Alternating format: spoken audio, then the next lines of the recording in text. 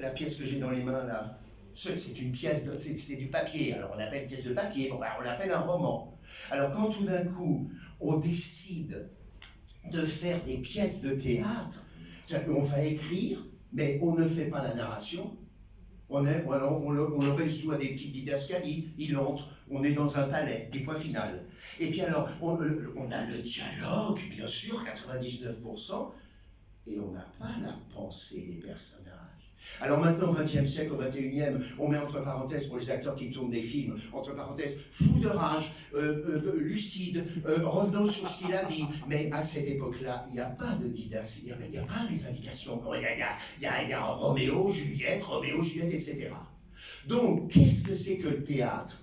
Eh bien, le théâtre, c'est simplement qu'il y en a qui se sont dit que depuis les Romains, depuis les Grecs, on n'a fait que déclamacter les personnages, c'est-à-dire qu'on prenait le texte, et que ce soit par cœur, ou que ce soit à partir comme dans les lieux de culte, où on parle bien de la Bible. À un moment, il y a bien le Christ qui parle, il y a bien Saint Jean-Baptiste, c'est-à-dire, voilà. Alors, on déclamactait. Alors, on lisait par rapport avec l'émotion que doit avoir le personnage à ce moment-là, la déclamation. Ce ne sont pas des acteurs comédiens. Or, il se trouve qu'au XVIIe, dans les auberges et partout, à l'époque de Shakespeare, on continuait à déclamacter. C'est-à-dire qu'on était habillé en costume d'anglais britannique du XVIe, et puis qu'on joue un roi, qu'on joue une servante, qu'on joue un valet ou un cheval, et bien on déclamactait. Or, il se trouve que tout d'un coup, dans une auberge, ce William Shakespeare se trouve assis en face d'un autre auteur qui s'appelle Ben Jonson. C'est lui qui aura écrit le chef-d'œuvre Volpone. Les auteurs, des fois, sont assassinés, comme Villon, en sortant de l'auberge, et alors ils sont là, et Ben Jonson est en train de lui parler, et Shakespeare est comme ça. Et l'autre, il dit, tu te fous de ma gueule? Quoi? Il dit, de ma gueule, je te parle, tu m'écoutes pas? Tu dis, espèce de con, je t'écoute avec mes oreilles, je sais que j'ai pas besoin de te regarder. Oui, mais je sais pas ce que tu penses.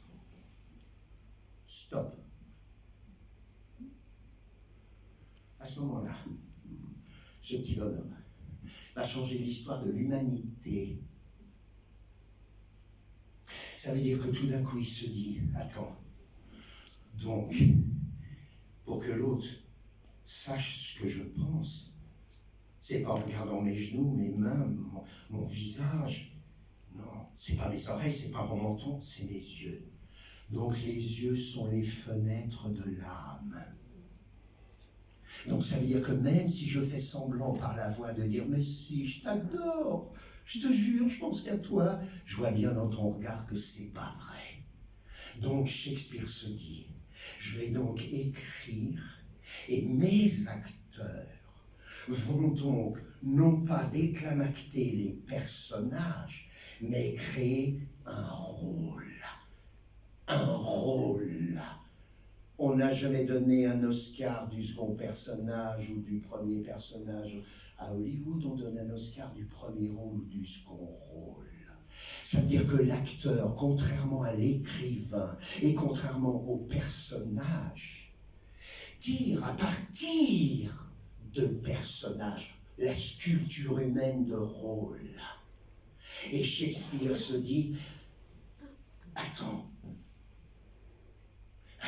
quand je regarde à l'horizontale, je regarde l'horizon. Plus je me rapproche de l'horizon, plus il recule. Je ne l'atteindrai jamais.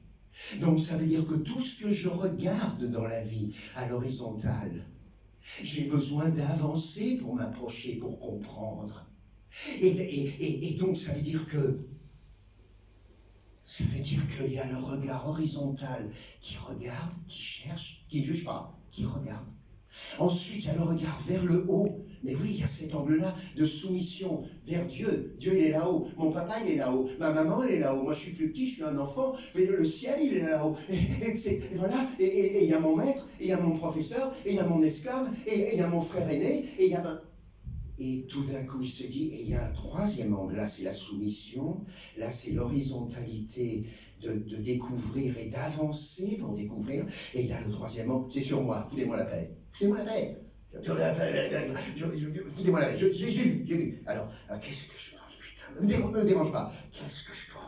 Donc ça veut dire que Shakespeare se dit, je vais donc écrire des rôles qui vont, suivant le déroulé de la pièce, être obligés d'offrir, grâce aux comédiens et leurs fenêtres de larmes, leur pensée à l'horizontale, regardez l'autre, regardez le partenaire, échanger par leurs fenêtres d'âme, leurs émotions, l'une dans l'autre, tu reçois. Mais pourquoi tu... Mais arrête de pleurer, arrête, tu bouges, tu me fends là, arrête. Donc tu reçois bien dans les fenêtres de larmes. Tu ne vas pas recevoir si tu es derrière et que tu ne sais même pas ce qu'il y a vraiment dans la tête de l'autre. C'est pas sa nuque qui va te faire pleurer. Donc, alors, il y a les moments donc, où je vais écrire et où ils échangeront et où ils découvriront l'un dans l'autre ce qui se passe. Ah, voilà. Donc je vais dire ça pour te choquer et pour voir vraiment ce que ça te fait. Et puis il y a les moments où au contraire, je serai tout seul, peut-être, ou à deux, et arrête, dis-lui, c'est un con, je t'en supplie, mon Dieu, dis-lui, c'est une merde. Qu'est-ce que tu veux que je fasse? Il comprend pas. Bon, d'accord,